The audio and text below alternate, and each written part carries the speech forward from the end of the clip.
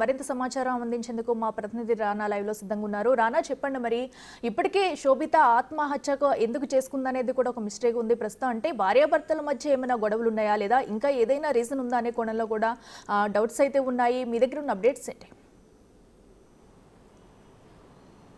ఇప్పుడిప్పుడు ఇండస్ట్రీలో నిలదొక్కున్న సమయంలో, ఎందుకంటే మంచి మంచి సీరియల్స్ కూడా అవకాశాలు వస్తున్నాయి, కొత్త ప్రాజెక్టులు కూడా మొదలు కాబోతున్నటువంటి తరంలో సడన్గా ఇప్పుడు శోభిత మరణ వార్త వినగానే వారి తల్లిదండ్రులు కుప్పకూలిపోయినటువంటి నేపథ్యం కనపడుతుంది. నిన్న సాయంత్రం ఈ మాట వినగానే వాళ్ళు హుటాహుటిన హైదరాబాద్కు చేరుకున్నారు. తర్వాత వాళ్ళ బంధువులతో కానీ అసలు సంఘటన జరిగిన బట్టి ఫ్రెండ్స్తో కానీ వీళ్ళందరితో కూడా కొన్ని వివరాలు సేకరించిన తర్వాత వాళ్ళు మాత్రం ఈ మృతి పైన అనుమానాలు ఉన్నాయంటూ కూడా ఇవాళ గచ్చిబౌలి పోలీస్ స్టేషన్కి వచ్చి తల్లిదండ్రులు ఇద్దరు కూడా పోలీస్ స్టేషన్లో కంప్లైంట్ ఇవ్వడం జరిగింది. ఎందుకంటే శోభితకు సంబంధించి ఉంటే అన్ని కోణాల్లో కూడా మీరు దర్యాప్తు చేయాలంటూ కూడా వారు కోరడం జరిగింది. ఇప్పటికే శోభితకు సంబంధించిన ఫోన్ను కూడా పోలీసులు సీజ్ చేశారు కాబట్టి ఆమెకు సంబంధించిన మొత్తం డీటెయిల్స్ అంతా కూడా వారు ఇప్పుడు దర్యాప్తు చేస్తున్నారు. ఎందుకంటే ఎవరితో మాట్లాడుతున్నారు ఏంటి, చివరి కాలు ఎవరితో మాట్లాడుతున్నారు, లేకపోతే ఎవరితో గొడవలు ఉన్నాయా, భర్తతో ఏ విధంగా ఆమెకి మంచి సాన్నిహిత్యం ఉంది, లేకపోతే ఏమైనా గొడవలు ఉన్నాయన్న దానిపై కూడా పూర్తి స్థాయిలో దర్యాప్తు అయితే చేస్తున్నటువంటి నేపథ్యం అయితే కనపడుతుంది. ఎందుకంటే నిన్నటి నుంచి ఇప్పటి వరకు కూడా ఆమెకు సంబంధించిన మృతికి కారణాలు ఏంటి అనేది కూడా పోలీసులు విశ్లేషించే పనిలో ఉన్నారు. ఇప్పటికే సుధీర్ని కూడా వాళ్ళు కలవడానికి కూడా వాళ్ళు ఉన్నారు. ఎందుకంటే ఇప్పటివరకు సుధీర్ ఇప్పుడు తుక్కుగూడలో ఉన్నాడు కాబట్టి తుక్కుగూడ నుంచి డైరెక్ట్గా ఉస్మానియా ఆసుపత్రికి అతను చేరుకోబోతున్నాడు. సో ఈ నేపథ్యంలో ఖచ్చితంగా ఇప్పుడు ఈ మృతికి సంబంధించిన అన్ని విషయాలు చెప్పగలిగిన వ్యక్తి తన భర్త సుధీర్. సో ఖచ్చితంగా సుధీర్ని పూర్తి స్థాయిలో ప్రశ్నిస్తే మాత్రం ఈ మృతికి ఉన్న కారణాలు ఏంటి అనే దానిపై కూడా వివరాలు వస్తాయని కూడా పోలీసులు భావిస్తున్నారు. ఇప్పటికే ఎందుకంటే వీళ్ళిద్దరికీ పెళ్ళి ఏడాది మాత్రమే అయింది కాబట్టి పైగా ఇద్దరు కూడా అన్యోన్యంగా ఉంటున్నారనేసి కూడా వారి కుటుంబ సభ్యులు చెప్తున్నారు.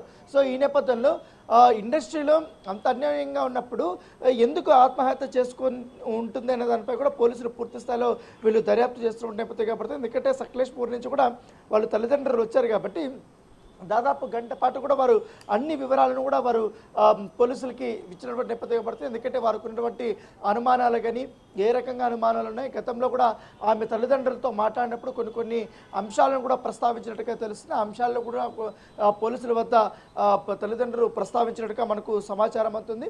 సో ఇవన్నీ కూడా చేసుకున్న తర్వాత ఇప్పటికే శోభితకు సంబంధించిన కొంతమంది ఫ్రెండ్స్ ఉన్నారు. ఫ్రెండ్స్ను కూడా పోలీసులు ప్రశ్నించే పనిలో ఉన్నట్టుగా మనకు సమాచారం అవుతుంది. వాళ్ళను కూడా కలిసి ఒకసారి వివరాలు అంతా కూడా సేకరించే అవకాశం ఉన్నట్టుగా తెలుస్తుంది. ఎందుకంటే ఇండస్ట్రీలో పనిచేసినటువంటి క్లోజ్గా ఎవరైతున్నారో వాళ్ళ బెస్ట్ ఫ్రెండ్స్ వారిని కూడా క్వశ్చన్ చేయరు. ఎందుకంటే ఈ మధ్య కాలంలో ఎందుకు శోభిత అంత డల్గా ఉందనేసి కొంతమంది చెప్పినటువంటి నేపథ్యంలో ఎందుకు అలా ఉంది, ఆమెకున్నటువంటి ప్రాబ్లం ఏంటి, ఎవరితో గొడవలు ఉన్నాయా, లేకపోతే ప్రెషర్ ఏమైనా ఉందా, లేకపోతే తన భర్తతో ఇతర వివాదాలు ఏమైనా ఉన్నాయా, లేకపోతే ఆర్థిక సమస్యలు ఏమైనా ఉన్నాయా అన్న దానిపై కూడా పూర్తి స్థాయిలో వారు డీటెయిల్స్ అయితే తీసుకుంటున్నటువంటి నేపథ్యం అయితే కనపడుతుంది. సో ప్రస్తుతం అయితే లోపల ఈ ఇప్పుడు వచ్చినటువంటి రిపోర్ట్స్ ప్రకారం కొంతమందిని విచారించిన తర్వాత వాళ్ళు ప్రాథమికంగా కూడా వాళ్ళకు ఒక అవగాహనకు వచ్చారు కాబట్టి పోలీసులు మరి కాసేపట్లో భర్త సుధీర్ దగ్గరికి వెళ్ళబోతున్నట్టుగా తెలుసు. సుధీర్ దగ్గరని పూర్తి స్థాయిలో క్వశ్చన్ చేసిన తర్వాత దానితో పాటు కొంతమంది వారి కుటుంబ సభ్యులు కూడా క్వశ్చన్ చేసే అవకాశం ఉన్నట్టుగా మనకు సమాచారం అవుతుంది. తుక్కుగూడలో ఉన్నటువంటి